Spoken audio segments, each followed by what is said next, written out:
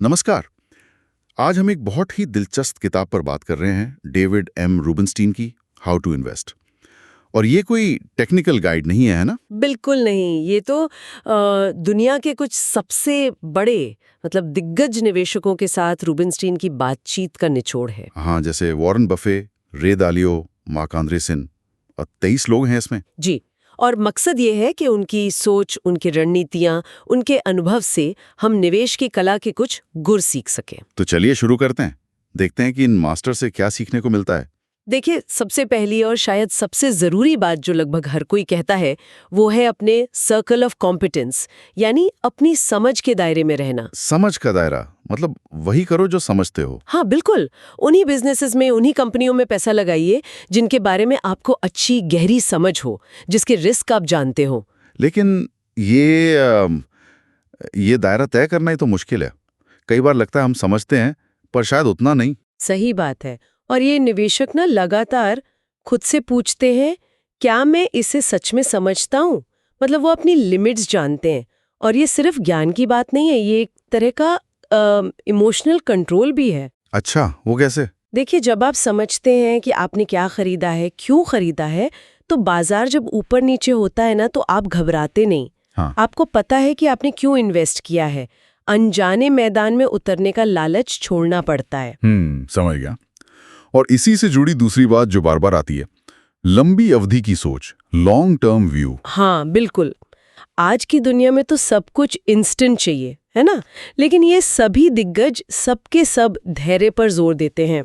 पर ये शोर शराबा जो होता है मार्केट में, रोज की खबरें, उससे बचकर लंबा सोचना, ये बनाए कैसे रखते हैं ये लोग? देखिए, ये सिर्फ धैर्य नहीं है, ये एक तरह का अनुशासन है।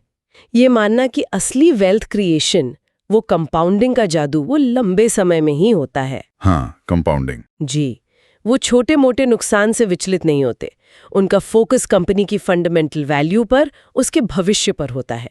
ये रोज के शोर से ऊपर उठने की काबिलियत है। अनुशासन, ये शब्द बार बार आता है।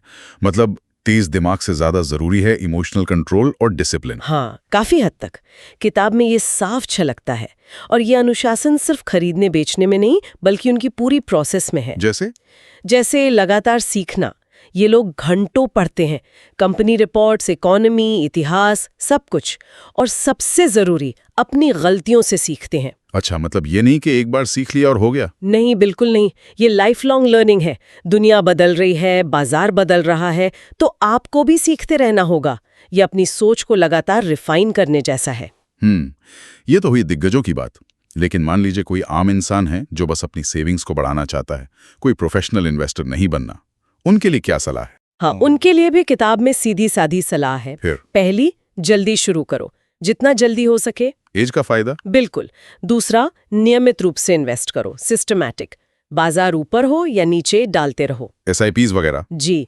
तीसरा, अगर ज्यादा रिसर्च का टाइम नहीं है या एक्सपर्टीज नहीं है, तो कम लागत वाले इंडेक्स फंड्स, वो एक बहुत अच्छा तरीका है। हाँ, इंडेक्स फंड्स। और चौथा, फीस पर ध्यान दो। ज्यादा फीस वाले प्रोडक्ट से बचो, वो लंबे समय में आपका रिटर्न खा जाते हैं। ये बहुत जरूरी पॉइंट है। और पांचवा, बाजार के शोर, टिप्स, मीडिया की बातों पर थोड़ा शक करो।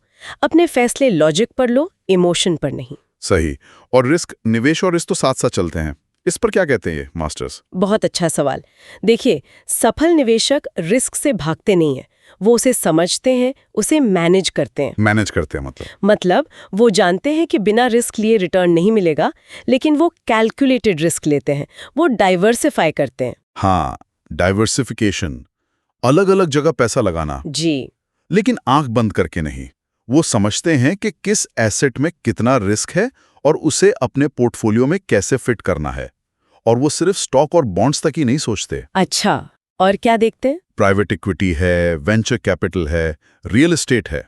हालांकि इनमें घुसने के लिए ज्यादा एक्सपर्टीज चाहिए होती है, पर मेन बात है रिस्क को समझो और उसे मैनेज करो, नुकसान को लिमिट करो। तो कुल मिला के जो बात समझ आ रही है वो ये कि कोई एक जादुई फॉर्मूला नहीं है। नहीं, बिल्कुल नहीं। ये कुछ बेसिक सिद्धांत है।